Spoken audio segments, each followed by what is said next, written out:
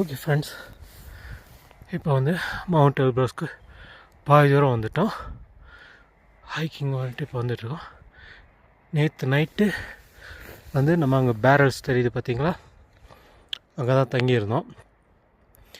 அங்கேருந்து நம்ம டீம்லாம் ரெஸ்ட் எடுத்துகிட்டு சும்மா ஒரு ஹைக்கிங்காக வந்துட்டுருக்கேன்.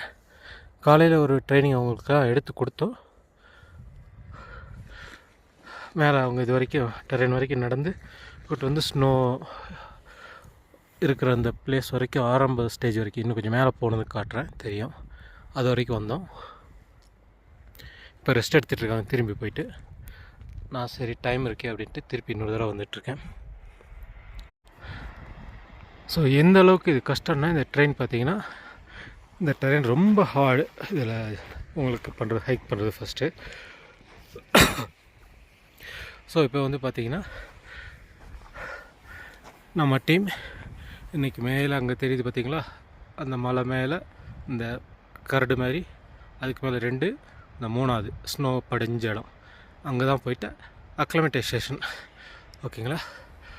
அதுக்காக அங்கே ட்ரெயின் பண்ணிட்டு விடிய காலையில் போனோம். திருப்பி ரிட்டர்ன் வந்துட்டோம். அவங்க வந்து தூங்கிட்டுருக்காங்க வந்து நம்ம பேரல்ஸில்.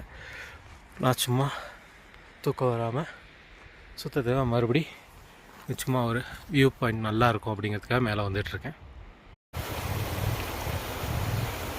கொஞ்சம் ப்ளஸில் இருக்க டெம்பரேச்சரு அதிகமாக உருகி ஓடுது.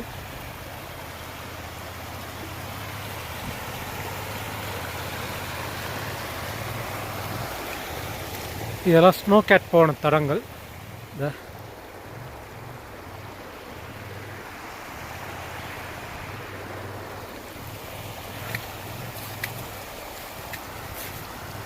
அங்கே மேலே மேகமூட்டமாக இருக்குது எல்ப்ரஸ்.